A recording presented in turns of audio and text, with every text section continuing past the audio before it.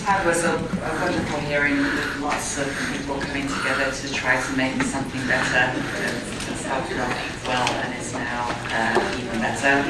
This item is not that. In my opinion, there is no good solution in this case.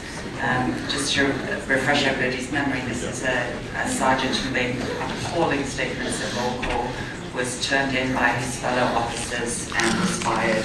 And we are now looking at making him no longer ever serving on the police force.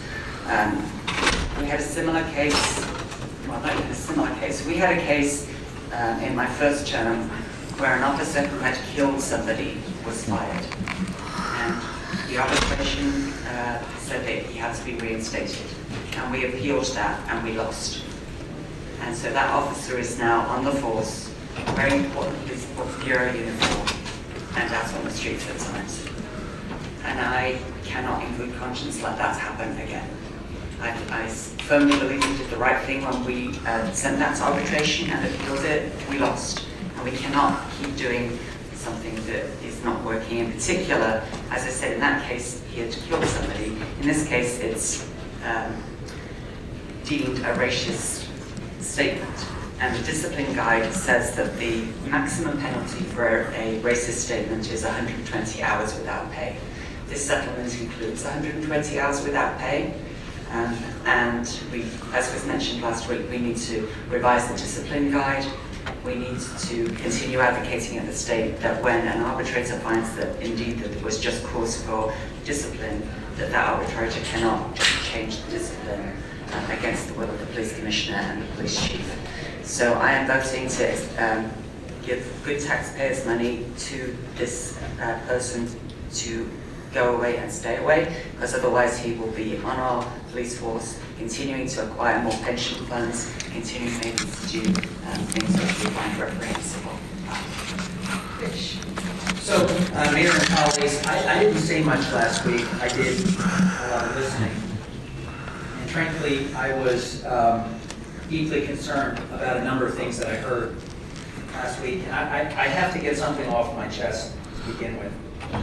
I thought the presentation to council last week was confusing and disjointed and fell below a standard that we expect on an issue like this, particularly where there's a community interest. And I'm going to do my level best through my office to make sure we don't repeat that mistake. It is no wonder the press coverage of this has been all over the place. It is no wonder that we get all kinds of inquiries from people that are confused. The hearing that we had did not cast more light on this subject. It muddied the waters. And so I listened, and I listened carefully to my colleagues, and I listened to the presentation, and I went back and I reframed some questions that I wanted answered by the attorneys. The easiest vote that I'll ever cast on council would be to come in and vote no on this item. The easiest vote I ever cast. It would appear on first blush to repudiate the ugly and racist comments of a police officer who does not belong on our force. And in the very likely case that we are overturned in arbitration, I could join the chorus of people who historically in this chambers blame the arbitrator. And it was, after all, Dan Handelman who reminded us that the discipline guide was something we negotiated, and that the punishment that this officer is going to receive is something that we agreed to. So it's a little disingenuous to keep pointing the finger at the arbitrator. In fact, I've heard some people go so far as to question the whole collective bargaining process. I think we've gone way too far afield on this. Here's how I come down. I think there are two issues. And I see this very similar to Commissioner Fritz because we've been through this together. This is not the first time we've been through this. Number one, what's in the best interest of taxpayers? And two, how do we ensure that Sergeant Lewis never darkens the door of city employment? Those are my two concerns. Number one, after looking at all the materials, including getting a breakdown from the attorney's office, it is now beyond dispute in my mind that this settlement saves taxpayer money. Now, that is based on a careful reading of the discipline guide. And I just want to say, when Commissioner Fritz referred to Category E of the discipline guide, an act that could result in an adverse impact on the professionalism of the PPB, and we fold into that category C, which has to do with offensive and discriminatory language. The suspension that is called for in our own discipline is 2 weeks. You have to find an aggravating factor to eke out a third week. And frankly, someone popping off and saying something stupid may or may not be an aggravating factor. That's for an arbitrator's side. But the absolute outside of what is acceptable discipline under our discipline guide is 3 weeks. So number one, I'm going to support this proposal because it saves taxpayer money. And I'm not prepared to shift the blame to an arbitrator when the blame lies with our discipline guide. Number two, well, excuse me, I just completed both. So number one, we save money. Number two, I want to be very clear. Dan Handelman is right, and I don't always agree with Dan. But if we want to have better outcomes, and I think there's a lot of things we have to do through arbitration to get better outcomes. And Mayor, I hope you think boldly about this, because I think we've been frankly outmatched for a long time. I think they're much more strategic on the other side. They have every right to be. I'm a lifelong trade unionist. I believe in the process, but I also believe in a fair fight. And I often feel that that we are sort of outdone in these processes. The bottom line is, until we change the discipline guide, the outcome in a case like this is almost foreordained. We can blame anyone. We can start blaming the world. Politicians are good at blaming other people. This is not an arbitrator's problem. This is a discipline guide problem.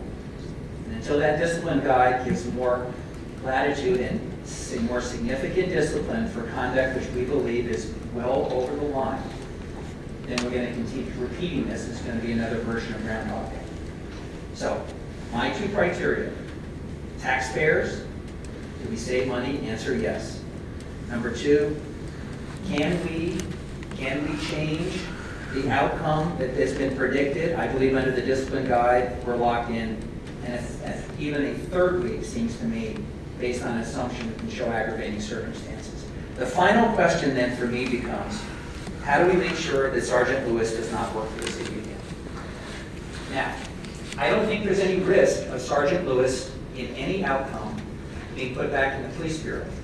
Because if he is successful in getting all of his back pay and all that he's seeking, he will still exceed the 2-year term for this rehired program. And I think it would be an enormous stretch for the arbitrator to give the pay, which is essentially pay for time that could have been worked, and then to extend the clock on the 2-year period. So I think we're safely outside the 2-year period. I don't think under any scenario it is likely that Sergeant Lewis would be returned to the police bureau. But that doesn't prevent Sergeant Lewis from applying for any other job with the city. And if the only blemish on a 27-year record is a 2 or 3 week suspension, the city has an awfully difficult time saying that that person is not eligible for other employment with the city. I don't want to take that chance. This settlement allows us to close the door to ensure that he cannot seek employment in the future. So because it saves taxpayer money and because it ensures that Sergeant Lewis will have no further employment history with the city, I'm going to support this agreement. But my patience with the way this was presented is running out. And it is not the first time we have gotten what I consider to be an inadequate presentation. We often treat these things like sort of the stepchild, and you always sort of want to put it aside. And I understand the difficulty in a case like this. The language is offensive. Even reconstructing what he said is difficult. In the report that I have, we have 11 different versions, which are all distinctly different, from different people in the room about what he said. 11 different versions. So I understand the challenge of reconstructing what was said, and then going further and trying to assess what is an appropriate discipline. But we owe the public more. And last week's hearing was enormously frustrating for me. I listened, I absorbed it, I did my homework. I am now confident that the position I'm taking is the right one, even though it offends me to the core to give money to this person. But this person is going to receive money under either scenario. Less money under this scenario, with the door closed to future employment. I think that's in the public interest, and therefore I will not. Hardesty?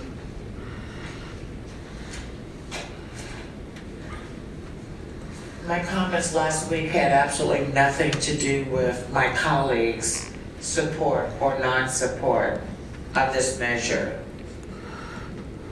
I have been working on police reform in this community for well over 20 years. I have watched this city council negotiate police contracts that were woefully inadequate to protect the public over and over and over again. I have watched the city council authorize a discipline guide that is woefully inadequate to address severe issues within the police bureau. I think you're absolutely right, Commissioner Fish, when you say that we get outmaneuvered over and over and over again. I sat in some of those contract talks and watched the police negotiators run circles around the ones that are supposed to represent the public. There is no good outcome with this particular proposal.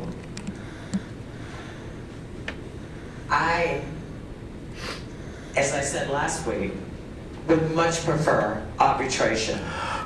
I continue to give paydays to police officers who aren't worthy to wear a uniform representing the city of Portland. Yet we do it over and over and over again. If we don't start drawing a line in the sand, we might as well just keep writing checks to police officers who should not ever be on Portland Police Force. This afternoon we'll hear from OIR, who investigates death in custodies again. And again, as part of that same cycle of a lack of accountability by people who are sworn to protect and serve.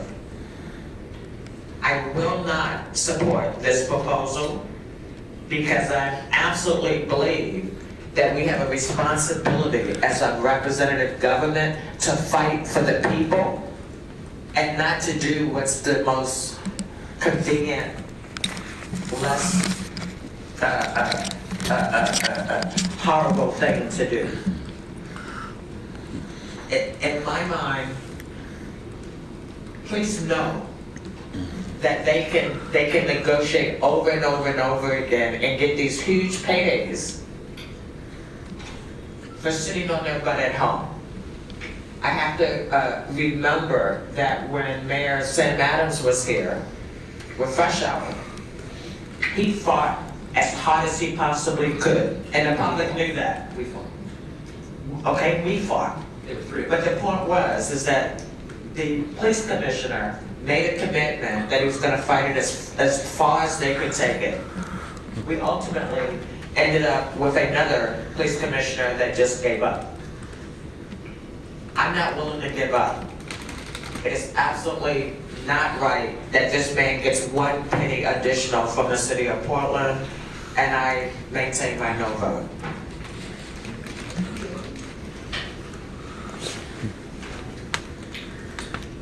There's no question in my mind that Greg Lewis should have been fired immediately for his racist and irresponsible remarks. Given the racial disparities in the use of lethal force against African Americans in Portland and across the country, it's especially unforgivable. This is why I was prepared initially to reject the settlement proposal, just on principle. However, as we know, when it comes to disciplining officers, the city almost never prevails in arbitration, despite how egregious the behavior was. This is wrong. It undermines council's ability to hold officers accountable and erodes the community's trust, and it is just an embarrassment to the city. There's no good fight to fight when the game is rigged. In light of this broken structure and supporting the settlement for the reasons articulated by Commissioners Fritz and Fish, although I do agree philosophically with Commissioner Hardesty, I don't want Greg Lewis to get more money through the arbitration process, which is likely, and I especially do not want him to work for the city ever again. There's only one way we can ensure that. There's no good choice to make here today, and the community has every right to be angry about that. I know I'm angry about it. But soon we will have the opportunity to correct this ridiculous problem in not being able to fire bad actors from our police bureau. I was frustrated to read so much misinformation in the press, so I wanted to take a moment to correct some of it. This settlement was not the result of some kind of secret collusion between the majority of council. That is simply false.